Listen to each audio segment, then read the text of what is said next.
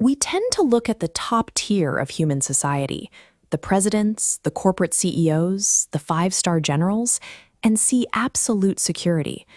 Once you climb high enough above the cloud line, you seem entirely insulated from the consequences that govern the rest of us.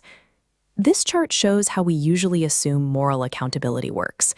Whether you're looking at a legal system or a traditional spiritual framework, the weight of judgment is distributed relatively evenly across a uniform population.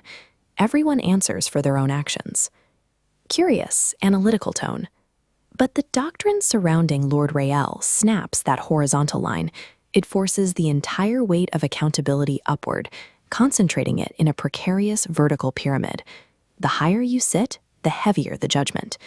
In this specific theological framework, sitting behind a resolute desk or commanding a global religion offers zero protection. It does the opposite. Commanding earthly authority is a massive existential liability. With this vertical weight applied, every decision made in a capital city or a boardroom becomes a data point in a high-stakes audit. Because the framework is now active, every world leader is currently being measured for their survival. The system operates on a strict downward flow. At the very top is the King of Kings, Lord RayEl. He delegates temporary authority down to earthly leaders, who are then supposed to guide the individual flock.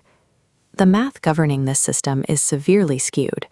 God holds those who steer the ship infinitely more accountable than the passengers below deck.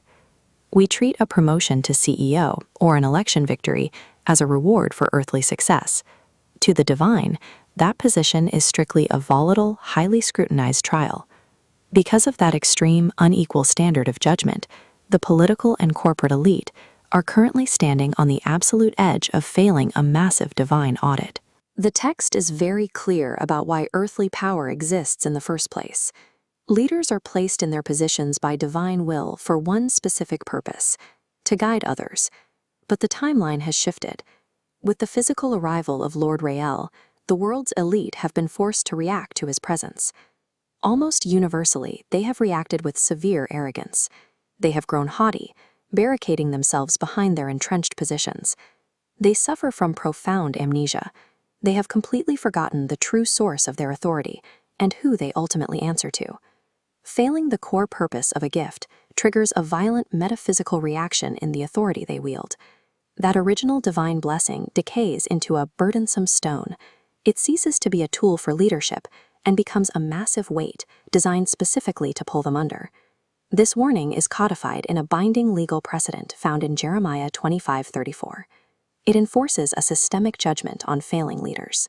This flowchart illustrates how ancient biblical metaphors map directly onto our modern grid. The shepherds translate perfectly to our current nodes of power: presidents, CEOs, and generals. The flock represents everyday citizens and consumers. The scripture delivers an uncompromising promise. It commands the shepherds to wail and wallow in the dust, stating directly, "For the days of your slaughter are fully come." Lord RayEl makes leaders, he also breaks them. This scripture serves as the enforcement mechanism to shatter a failing ruler like a precious vessel. All of this clears the board for the new kingdom, the imminent system of global governance that will overwrite our current geopolitical map. In this new kingdom, your place cannot be bought with earthly wealth, inherited through a political dynasty, or secured by legacy. It operates as a strict zero-sum meritocracy. You either earn your place or you lose it. The entry requirements are steep. Because current leaders hold the maximum amount of earthly influence, they are obligated to use every ounce of that power right now to prove that God's trust in them was not misplaced. This diagram plots the inescapable binary choice presented to the Templar command by Lord RayEl. As a leader, you will either be a grand example to those you lead, or I shall make an example of you. With the King of Kings physically present to enforce this standard, the era where a leader could act with total autonomy from divine oversight has reached its expiration date. The absolute only path to survival for the global elite is to immediately abandon their arrogance and lead righteously in the holy name of Lord RayEl.